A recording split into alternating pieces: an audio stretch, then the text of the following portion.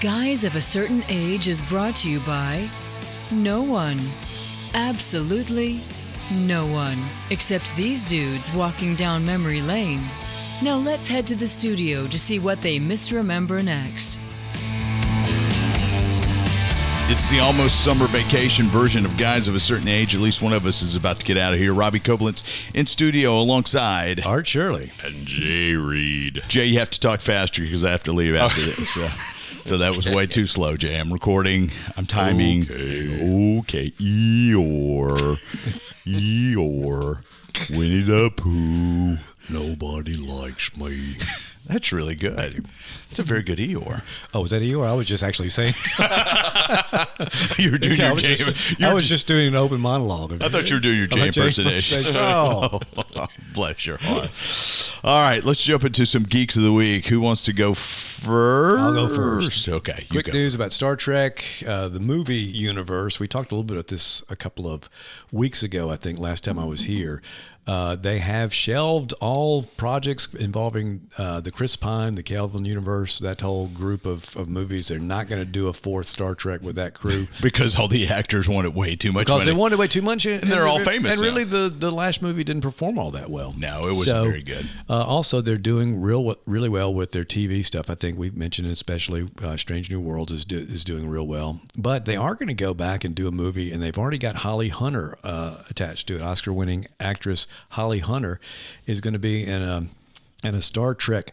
It's considered a prequel to the Kelvin universe, but I guess if you're a prequel to the Kelvin universe, aren't you just basically in the Star Trek universe? You're because a prequel to all universes, yeah. So it's going to be Starfleet Academy is what the I don't know if that's the title, but that's what the focus is of it. So we're going to look back at. And you wonder if it's kind of aged, aimed at a young, like a Harry Potter type it sounds market. like Hogwarts before the. That's right.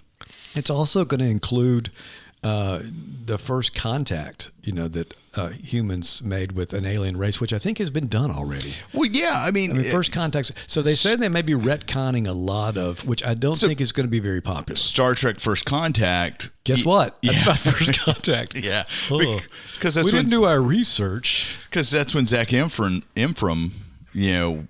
cranks up the warp drive and the Vulcans show up because that's what the Vulcans were looking for. Right. You have to be able to generate a warp drive signature in order to be civilized life. Yes, the thing that they sought out. Yeah. And so that's happened. So you wonder what they're going to do to retcon it. There's going to be some other things too. It says it may even take place along the Enterprise timeline, the series that Scott Bakula was in.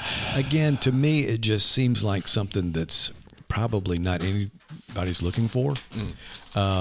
And so I'm curious. I could be wrong. I've been wrong before. I could be wrong again. A solution that doesn't have a problem. That's exactly what. Kind of like the recent camera ordinance here in Starkville that was defeated. Okay. Oh, sorry. Very much like that. We don't talk about politics on this podcast. But anyway, so that's what's coming up in the Star Trek world. I'll be interested to see if it happens at all. Cool. Yeah.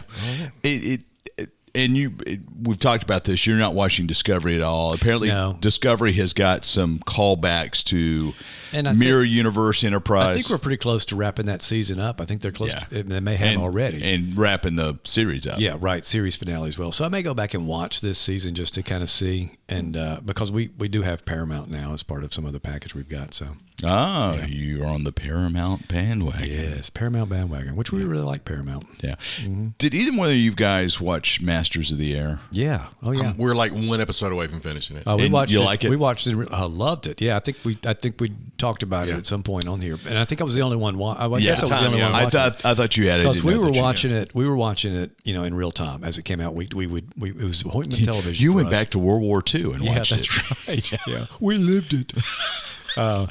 But I really liked it a lot. Have you started it yet? No, I've got it downloaded on my iPad as we go to the beach while everybody else goes to the beach. A reminder yet again, Jay, that he's going to the beach. Yes, we are not. So you've one episode shy of watching it? Yeah, we're watching it with Mr. and Mrs. Reed, and so we just kind of on a week to week, and we've had a couple of weeks where we hadn't had time to do it. So I strongly recommend watching the documentary afterwards.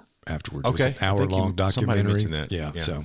Cool. That's good. Well, I'll add that to my I hope to jump into that. Yeah, it's very good. Along with some other Apple TV stuff. So, all right, Jay, what you got for a geek? Well, I got a couple of obits that have come across our pages lately. We'll do a quick one first. This one, Do you know the name Susan Backlinie? We did not. Until, yeah. No, still don't. She is someone that you know, but you just don't know because you don't know her name. She was the woman eaten by the shark in Jaws. Oh my gosh! Yes. You know, Yes. Okay. Can I admit that I still haven't seen Jaws? You need to see it at the beach this weekend. Yeah, no. Did you say you were going to the beach? Yeah, I think we're going to the beach. Well, members of my family going to the beach. I'm going to stay in the condo. It's a movie that I will watch over and over again. I think I've seen it, but it's been a long time. Oh, I but love yeah, it. she passed away, and I was looking back at her, IMDb. She's got some other credits. She was in 1941 as the polar bear woman, so Yes. not big credits. Well, but that's a Spielberg thing, so he kind of gave her that again. okay, so, okay. Yeah. And ironically, she was in the Great Muppet Caper, and her role here was Sharky's CHAR Sharky's water ballet performer. Oh, wow, So that's that almost I don't know if that's ironic if that was on purpose. And I or can't what. remember if she was actually an actress when she started, or she just kind of. I guess she was, but Yeah, I mean, Jaws is probably her most famous, but she wasn't So in she's- that very long, was she? no. But it's an incredible scene, Right, And right. the behind the scenes of Jaws, you need to watch it, and then the behind the scenes stuff is incredible what they did. Well, when you look through her IMDb page, a lot of the stuff is behind the scenes Jaws and that kind of probably stuff. or like you said, the Muppet thing, something that is a takeoff or a parody of what she Right, did. Yeah. right. So she passed away. She passed away How a old week or was two she? ago. 79, something let's like that, see. or- She died she born in 46, so gosh, she was younger than that. 78. 78, 79. Okay. Right up, yep. So long life. Not on the screen very long, but and then the other one that I think we need to mention is Dabney Coleman. Yeah, Dabney Coleman. Obviously 9 to 5 was one of his Working big 9 to things. 5. War Games would be more sort of along our lines of. Would you I had like to forgotten play a he was game? in War Games. He was the That's big- one of the first things I can remember seeing him in. Yeah, and I'd forgotten about that too. Tootsie, he was in. Yeah, I remember Tootsie. And I didn't realize. I'm sure I looked it up because I never watch anything without my IMDb app at my side. Yes. Really? But he was on Yellowstone. Ball games. It's kind of annoying. Yeah, yeah. At the stadium. I always Melissa and I always want to know where Oh, we we see do that person too. before. Yeah. Uh-huh. So we do that all the time. So he was in Yellowstone. That was maybe his Okay. last role. Probably was. And I have to confess, when I see pictures of him now, like I would have had to look him up. That's what I'm saying about the app. I would have had to Yeah, look I saw up and see a who is recent this picture guy. of him. And he did not look like what you think about. And of course, we have this picture of him. Right. It's but, all that 9 to 5 era. Yes, Is that the picture? He was in Buffalo Bill. Had that series Buffalo Bill for a while, Saw which that. I don't know if it lasted more than a couple of seasons, but He looks like I would have remembered he looked like. I mean, with recent photos. okay. Well, if you know it's him, he looks like him. But if you're not sure, he was he Tom Hanks' You dad? weren't, got looking mail? at pictures of Gary Coleman. No. A little different, but actually I think he might have been in that because I saw a picture What of you him talking about, Art? with Mr. Drummond and what was the maid's name that went to They had her own show afterwards. yeah Facts of Life with Facts of Mrs. Life. Mrs. Gosh, we don't have time to. it was a figure picture this out. it was a picture with him and Mr. Drummond and the She went the to Facts of housekeeper. Life, right? She was one of the main characters. Gosh, dog, I can almost see. So Boardwalk Facts of Empire he Life. was in. Yeah, we can all. Facts of Life. You take the This is good, why we let take Art the take bad. You take them all. And there you had it. Charlotte Ray as Edna Garrett. Edna Edna Garrett. Garrett. Mrs. Garrett. Mrs. Garrett. Do you know who else got their start on that show? Blair. Well, yeah, which was Lisa Whelchel. Mindy which had- Kahn, did she start on that show? Mindy Kahn was on that Molly show. Ringwald was in the first season. But there's somebody much bigger than any of these people. Oh, George Clooney was. George in it. Yeah. Clooney was on. Yeah. On wow, I Facts of forgot Life. about that. Yeah, that's right. So Yeah. So anyway, Dabney Coleman. I mean, that's iconic. Maybe not so much. I doubt his geek score or whatever we decided to call it would be Geek Index would be very high. no, We don't he have has- time to do that either. We don't have time to do that. He has a very low geek index. Just doing a, But he first did person. really well. They one little thing I read said that he kind of fell into this typecast in a way. Yeah, I can like see the that. sort of the 9 to 5 bad That boss character all the time. basically Yeah. mid upper level bad management. Yeah. Yeah. But did So it he very would have well. played me. I was going to say what we all aspire to be. So he was in Jumanji, the TV series. Really? There was Yeah. a TV series on Jumanji? Yeah, there was. Wow. He was the voice, and he was in Stuart Little. He was in Taken. There was something else. Inspector Gadget. Inspector Gadget. Yeah, there was something else that he was maybe sort of qualified Magic there. School Bus. Target Earth. What was Target Earth? I don't know. That was after Battlefield. That was the budget Battlefield Earth, as opposed to the Walmart Earth. Yeah. I was playing Mr. Drysdale in the Beverly Hillbillies movie. Yeah, that's pretty good casting right there. Mr. Drysdale. Mrs. Drysdale, not so much, but Mr. Drysdale. That's right. That's right. So Yeah. he's like one of the very few actors of his caliber who did not have a guest shot on The West Wing. I was looking to see if he was on The West Wing, but no. Anyway, there you go. Yeah, so R.I.P. R.I.P. So anything else on your That is geekage all. of the weekage? All right. So speaking of the Star Trek universe, the current showrunner of Star Trek Picard, Terry Matalas, when he finishes, well, he's done with Picard, but he's going to pick up the new Vision series for Disney Plus for the Marvel motion universe, I guess, the MMU, whatever you want to call it. So if you guys recall at the end of WandaVision, Wanda had resurrected the Vision from her memories, and he was the white Vision, completely white, kind of like my legs before we go to the beach. And Are you going to the beach? Yeah. And so Paul Bettany is coming back to star in this limited series. So Also Paul Bettany.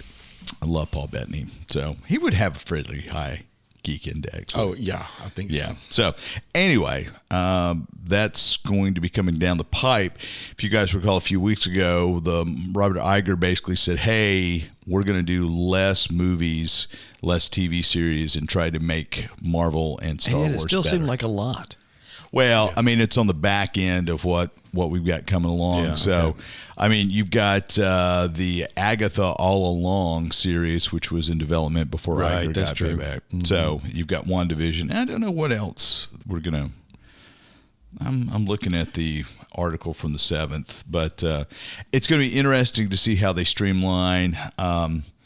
You know, they've talked about X-Men 97 being just such a big hit. Either one of you guys watched? I watched a X-Men? couple episodes of that. I liked it. I just hadn't gone back to watch it again. Yeah, it probably didn't pull you in. Yeah. So Yeah. It was, like I said, it was. I was probably more interested in it for the nostalgia and the way it looked like the old series. Yeah. But the series itself was kind of like, I felt it was a little slow when I saw Okay. it. Did you? I have not watched. I've Okay. seen like the Yeah. first half of the and first so maybe I need episode. to watch more of them, but I haven't gotten pretty deep into it. Mm-hmm. So, but anyway, it's going to be interesting to see what happens with Disney, Okay. with all their properties going forward. 2 years from today, as we record, is supposed to be the Mandalorian and Grogu movie premiere. They've got to do a better job. Yeah. So, and in a few that weeks, should be the title. yeah, they've got to do a better job. And then you've got Star Wars Alkalite coming Yeah. out in a couple of weeks. I think June 5 is when that. Also known as Wow. Acolyte. Alkalite, whatever. I've got a button over here.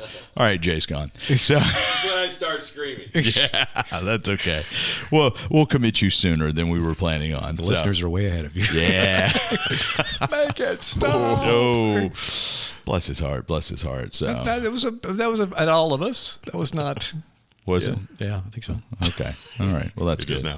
It is now. So, all right. Well, that does it for my geek. Now it's time for. Jay's Regrettable Segment. Jay's Regrettable Segment is brought to you by. Oh, we don't have time for that today because Robbie's going to the beach. Is that where I'm going? That's going to the beach. Yeah.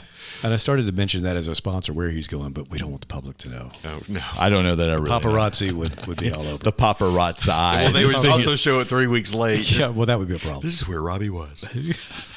Right Robbie here. slipped here. He didn't go to the beach, but he went to. He actually doesn't like the beach, right? You don't particularly care. I'm for not a the beach. big beach fan, but that's okay. It's, Okay, it's so fun to- today's maybe or maybe not heroes, Nightmare and Sleepy. I saw that. I'm looking at that. That's Nightmare and Sleepy. Nightmare and Sleepy. That was yes. the second title for our show. That was the second choice. Again, this could be my life story. This one is Nightmare I'm just and going to go ahead Sleepy. and say it's a bit weak. Clue Comics #1 from January of 1943. So, same. So when you similar went era. to the dime store to get the comic book, did you say, "Hey, Mom, I'm going to get a clue"? Oh. Okay, sorry. Probably not. I don't think that was really a saying that day in 1943. But Nightmare was a professional Let's wrestler. ask Art. Actually, what we would say is, yes. So you got this professional I'm going wrestler. to buy a printed periodical, mother. That's what they said in England in the alternate universe that Art lived in. That's right. Okay, so Nightmare was a wrestler, and get this, Sleepy was his manager sidekick, teenage manager sidekick. Wait. So Nightmare was a wrestler. Bob White was the wrestler. He wore a phosphorescent skeleton costume. Okay. Terry Wake was the teenage manager of the wrestler, and also a.k.a. Sleepy, who basically wore a white footy pajamas and a red hood. Okay. Yeah, it looked kind of, I don't know, it was odd. So really no supernatural powers, no superhuman strength. Regrettable. Yep. You think? Because here's what I'm thinking. Uh-oh. Recast it a little bit. You put The Rock as the wrestler. You make Kevin Hart his manager. I'm talking gold right here. Nightmare and Sleepy. That would be all, I mean, that would be good. I don't know. You just changed my thought on that. I was definitely going regrettable on this one. But so if we retconned it. Yeah, we retcon it. Yeah. The Rock's going to play. Yeah. Yeah, but as far as the comic itself, they began fighting a medieval spirit named Undertaker, also known as the Robber Baron, which makes no sense. Undertaker from WWE. I mean, yeah, well, exactly. So you've got that cast. Yeah, and this is maybe the worst villain name ever: the corpse that steals living men's faces. Yeah, I mean that's just too long. But they changed costumes and went about beating up thugs and Nazis. And then the last iteration was a crime. This was just Nightmare. Apparently, Sleepy had gone to bed. Crime-fighting genie summoned by the smoking of a hand-wrapped cigar by Detective Nosy McGinnis, and then that was the end. So The Rock and Kevin Hart can't ridiculous. save this at this point. We need to keep, if we're doing the remake, it needs to be just the initial iteration. Yes. But I think overall it's regrettable. Regrettable. Yeah. Absolutely regrettable. Sorry, Nightmare. What about Sleepy? Are you sorry for Sleepy? I really didn't see much of a role for him to begin with. He just managed the nightmares. Yeah. So we put that one to bed. Yes. This has been Jay's Regrettable segment, brought to you by Coppertone SPF 55, which Robbie will be using when he goes to the beach, for those of you who haven't heard that that's where he's going. All right. Let's take a stroll down nostalgia lane. Oh, yeah. Up next. You've heard us wax eloquently about the days of live radio, and two of the three of us lived those days. With stacks of wax, your hits from coast to coast. Actually, just from the borders of West Point. Maybe. These are my radio days now. Yeah, they really are. So, yet again, Jay's 20 years behind. That's right. I wanted to be. I thought it would be cool. I wanted to be a DJ. It just never happened. Oh, man. It was a great job, fun job, but as we were talking about off mic, not a lot of pay. No, you were lucky if you got minimum wage. Yeah. I mean, and not a lot of pay, period. But it was one of the coolest jobs. You could say, hey, Absolutely was. I'm a DJ at insert radio station. It was it kind of gave you a most DJs were pretty introverted. Yeah, but they I would got think that's like I said, shy. I don't think that applies to either one of us. Yeah, but I would think most of the folks, especially those that did it, ended up making careers of it, they absolutely were. Yeah, they had a radio personality, but you would never know who they were on the street. In a dark room with a microphone. Yeah. And sometimes not a dark room. Yeah, but usually a small room. So, but this last week on Mississippi Public Broadcasting, the movie, it's called WZZQ The Movie, premiered. It was on Monday night. I was aware that it was being made. I never listened to WZZQ in Jackson because it came and gone before I was really aware of. Right, because it really kicked in, 73, they said. Now, it had been WJDZ before then. WJDX. Oh, I'm sorry, WJDX, yeah. Before then, for a long time, and then it went to an album-oriented rock station under those call letters. And then management, they got underneath management, they decided to give it new life, and they rebranded it WZZQ. Which I did not realize how influential WZZQ out of Jackson was. Right, yeah, same here. And I had forgotten, they mentioned they kind of helped break Dan Fogelberg because they were the only ones. That was a fascinating. Yeah, and I'd heard that story before, and as they started said, I know what this is about. So Dan Whoops. Welcome to Wrexham. Dan Fogelberg was only playing colleges when he started out in 74, I think, whatever, and they had gotten his album at WZZQ and loved it. We're playing the whole album. And had a huge following, so he does this first really big concert there, and after that, the larger networks, larger areas would start carrying New York. Yeah, I love the description of his manager or producer talking about how he called and said, "There's 2,000 people here." Yeah. So just to set the stage, in Jackson, back in the 60s and 70s, as FM radio came on the scene, nobody listened to FM. It was superior from a technology standpoint, but most cars only had AM radios. Right. And so FM became kind of the afterthought. And that was fascinating to me. And I remembered that Meridian. I remembered, I forgot what station. I guess it was WOKK, which was country, which started as WALT on the AM side, and they flipped from AM to FM to 97.1, like sometime in the early 80s, and that was a big deal. But FM, the FCC basically gave those FM licenses out, hoping folks would put programming on. Yeah. And so WJDX was owned and operated by Lamar Life Insurance, which also owned WLBT, which there's some other things associated with WLBT that were pretty instrumental. Yeah. Did you know that story? I did not know that story. I'd heard that story, but basically the FCC brought in the Justice Department brought a racial discrimination suit against WLBT. Long story short, WJDX gets an FM license. They don't know what to do with it. They start playing this rock and roll stuff because nobody's listening to it. And then, kind of like the way we view AM today, nobody listens to it. And it became popular. They had a management change. They went with the new call letters, WZZQ, and they became this legend of album-oriented rock. Yeah. And it lasted until 82? 81. 81? July 81 is when it is. Yeah. And so I had heard about WZZQ, but had never heard WZZQ. And so Ann Ford, who is a Mississippi writer, director, producer, she did this hour-long movie about WZZQ and the influence. And the people involved that they interviewed in that movie were pretty fascinating. Oh, very much so. I mean, it's almost like watching real-life WKRP people, right? Yeah. I mean, Johnny Fever.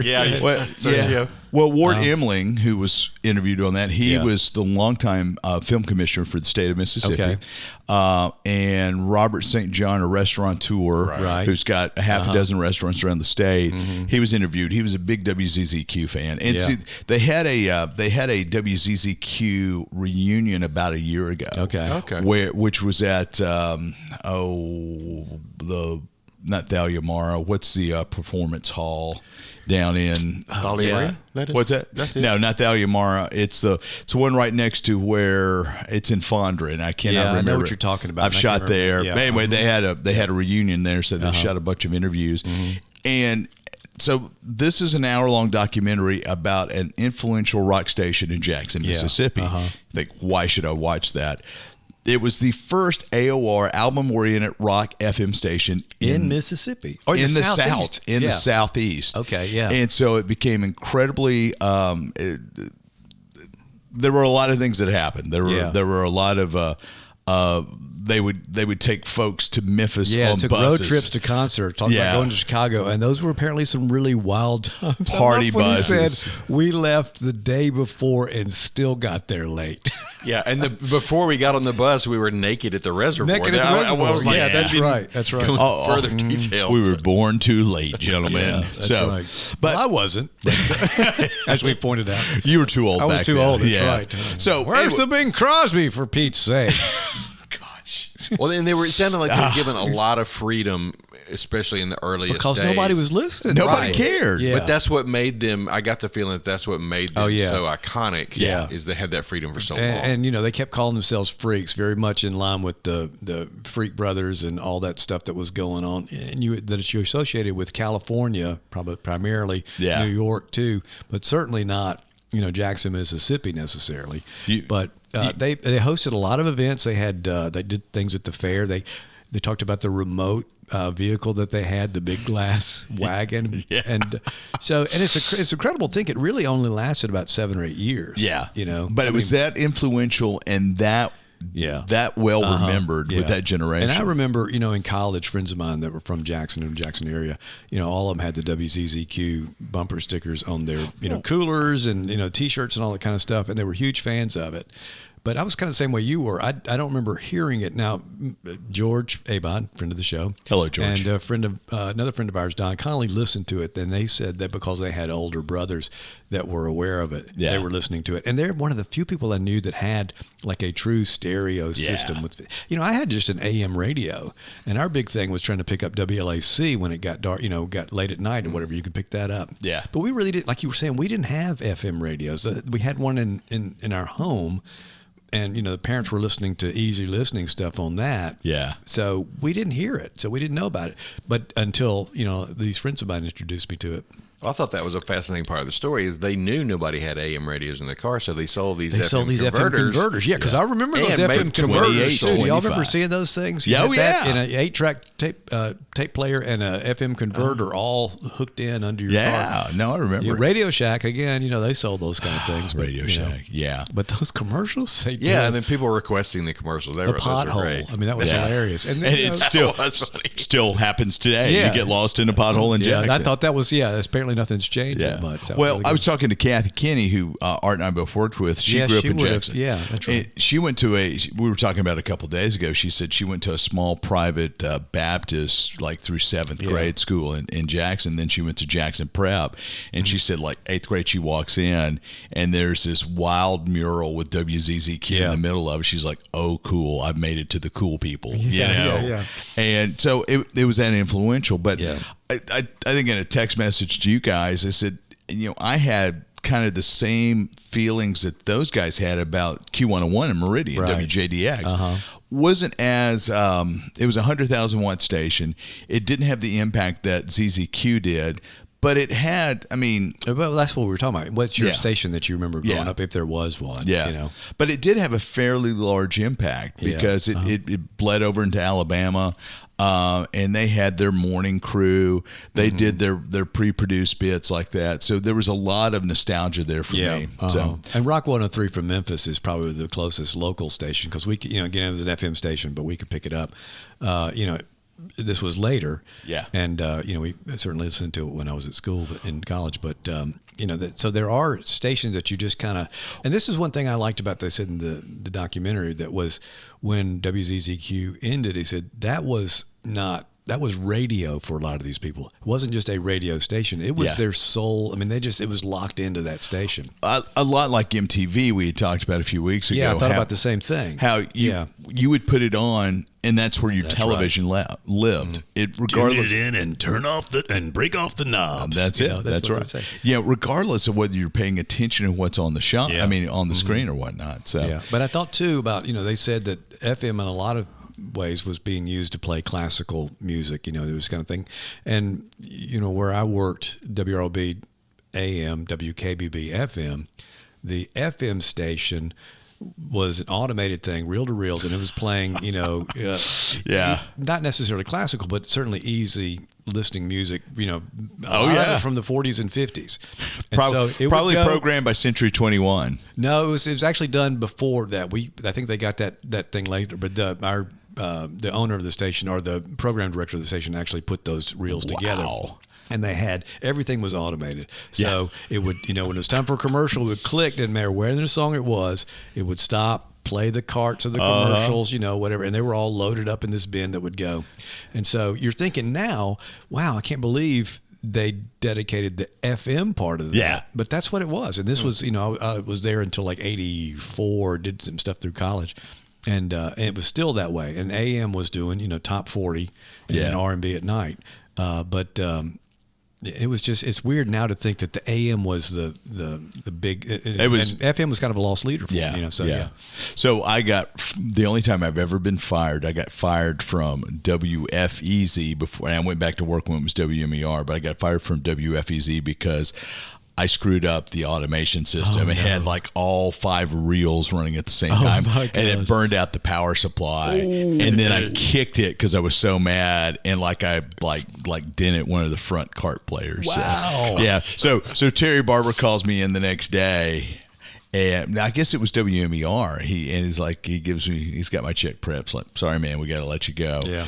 The funny thing is, I got into television after that, and Terry Barber, who I've stayed in contact with through the years, Terry was president of the Mississippi Association of Broadcasters when I won my first television production award, major award for commercial production, and his signature is on the certificate. Yeah. So he takes credit for everything I've ever done in TV because he's like, Robbie, if I hadn't fired you, you'd still be doing radio, you know. So, but yeah, the main thing we had to do is make sure when the reel ran out that you were there to swap the reel out and do that. But I've got a Century 21 programming manual in there in my office that I may or may not have borrowed from WMER back in the day. But it's hilarious to look at that, you know, how that automated system worked. And you would get new reels every week or two, you know, and you'd put those reels in and you would have 60 to 90 minutes of music.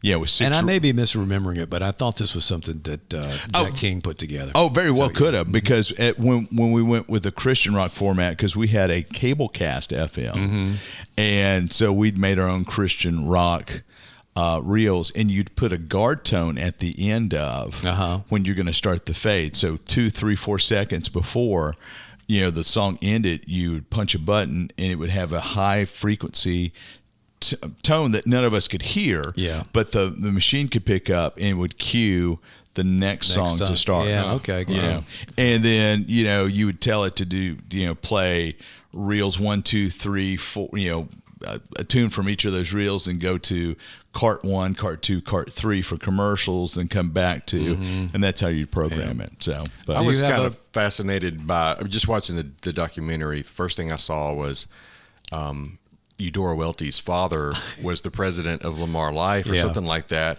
And I'm sure it was before WZZQ, but they said she was the first copywriter. Yeah, and I said Nepo baby. Right. But pretty good, good writer. You know, she turned out all right. So I thought that was kind of fascinating. That kid's got talent. She's going to go somewhere. Yeah, she's going to go somewhere. Yeah. And then also Perez. So was her dad an optimist? You know, her big book was The Optimist Daughter. I confess, you've made the confession about Jaws. I haven't read a lot of Eudora Welty. Yeah, whatever I read in school, I read. Yeah. But also, another one of the people that was interviewed. The silence was golden. Yeah. Perez. I mean, that's the book she won the Pulitzer for. Was The Optimist Daughter. Okay. And great. Well, I'm glad I brought it up. So you can bring never mind. Let's just go back to. I think we can all agree she's much better known as Lamar Life copywriter. Right. In one semester attender of the Mississippi University for Women. This is Eudora Welty on WZZQ. Let's rock! Oh, boy. So, if anybody listened, we'd be in trouble. Yeah, so that was the one person I knew. The other person I knew was Perez. Because he is still on the radio. Yeah. Is he really? Yeah, Super Talk. He produces the Gallo show for Super Talk. Oh, but he's all the way through it. I mean, he's like a sidekick. I thought he'd retired from. Well, I looked at the. He's still on staff as the producer, according to the website a few hours ago. Yeah, that's good. Randy Bell, who did news there, who is probably the most decorated radio news person. He looked familiar. Me too. Becky and I both thought he looked. I've met him a couple times. He's been all over the place. I forget the Pinkerton, the African American gentleman they interviewed, who ended up as fascinating story. CBS commentator. Reporter. They showed him. I said, "Gosh, I know I've seen him a bunch of times." Oh, absolutely. Yeah. So you think about all the people who came through there. It's an amazing thing. Well, Jay, what was your station growing up? That's what I was going to ask. Yeah. WSSO would have been the AM station, I believe. Yeah, and then WKOR was WKOR, which metamorphosized many times over the course. Yeah, December 3rd, 1991. It goes from that might have been one of the times. Hot Country. It goes from Hit Radio 92 KOR to Hot Country K92. Yeah.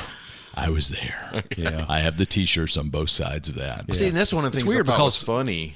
The metamorphosis of WZZQ, and I mean, it seems like. But the last station I worked at, and this would have been in 84 or 85, worked for WCBI radio for about 6 weeks. Cool. Well, I found another job.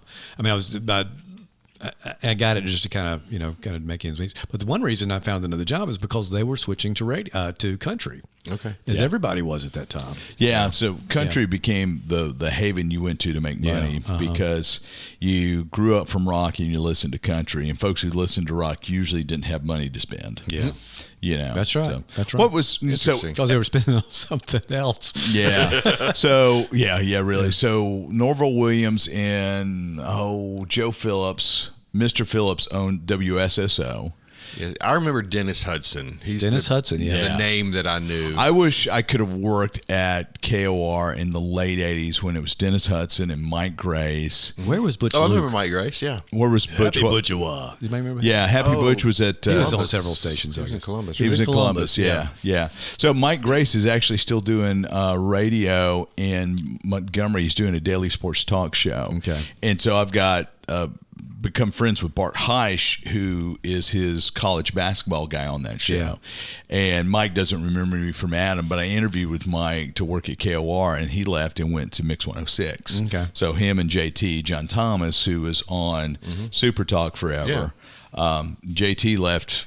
He went from KOR to Mix 106 down to Super I didn't Talk. realize JT was on. Yeah, KOR too. JT was here. JT did.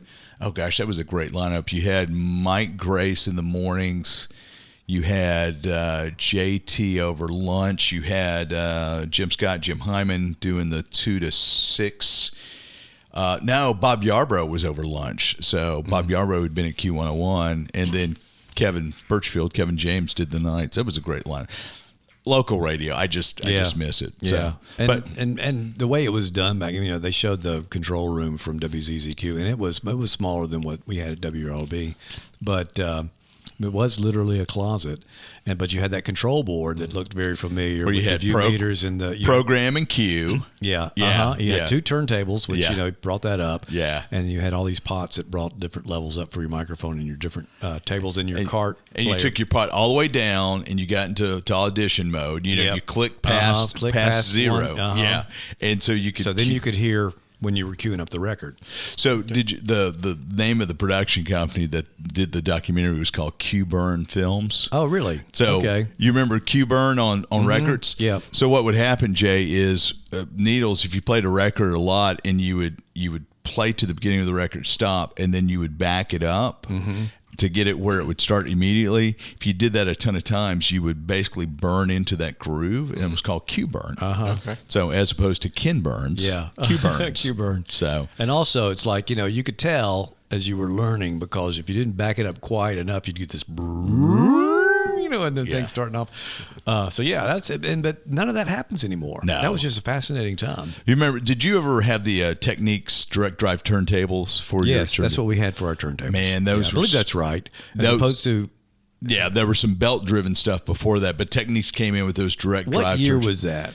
Oh gosh, that was probably 83, 84. Somewhere Okay, in so there. I think we had belt driven in the actual studio, and then there was another studio where they do commercials, and that was a little higher end. It was later produced, and they may have had direct drive turntables there, but So- it really makes a huge difference. I would love to get one of those old boards and set up. I Yeah, mean, that'd be fun. One of my, I guess, if I was one of my retirement dreams would be to buy a little community AM radio station, which can't cost you a whole lot of money, and just program it and go live radio. Oh, that'd be fun. That'd be a lot I of wish somebody had done that with WROB when it sold, but that would have been, they sold the call letters to somebody else, and the physical building, the station is just, nobody owns it. I don't know who owns it anymore now. Speaking of the physical building, they showed this Lamar Life building at the end of Yeah. the movie, and it looked like it was in the woods somewhere. Is it just an abandoned building now? Do you know? Yeah, it looks like it is an abandoned building because it had trees and stuff Yeah, it growing was on top like of it. the ruins of Lamar Life. Yeah, and I don't know, because Well, they talked the- about moving the station a couple of Well, times. no, the Lamar Life building is With in downtown downtown, Jackson. Yeah, This is probably the station, or maybe been out where the tower was, because at first they were in this little kind of single level building. Well, it's kind Or of an maybe that was iconic second. look. To Yeah, it does. It and looks like it's got the same design as, but yeah, the maybe actual. it's been a camera angle to make it look like it was. No, it was definitely in the woods because they did a drone shot out Yeah, of it and okay. flew back, and it's been abandoned. But it may have been where the transmitter was. Transmitter Yeah. was, yeah. Okay. So man, just great days. Yeah, good stuff. Good Great stuff. day. Like I said, just I think whether you are familiar with WZZQ or not, it's a fascinating documentary. I did see in the end credits they had a thanks to Magnolia Film Festival. I saw that. Yeah, that was cool. Yeah. So, Jay, when you write up this description, if you'll embed the link to the movie, do you know how to do that? Sure. Yeah. And we'll put it in the show notes. So okay. We have show notes. Okay. Well, we do have show notes. Show notes. That's what I write. Huh? Yeah. Okay. Yeah. Jay, you've been writing the show notes for 5 years. We just never. We're gonna double your salary. Triple it. Oh. Yeah. 3 times 0 is still 0. That's right. Make sure. But you can watch it on Mississippi Public Broadcasting's website, which also has a hook into the PBS website. Yeah, and PBS app. Which I've got that. Yeah, so it's almost 60 minutes, completely free. And if you listen to rock radio at any time growing up, even if you have no idea what WZZQ was, you absolutely need to listen to watch this. So, all right, that'll do it for us this week. We'll see you next time around.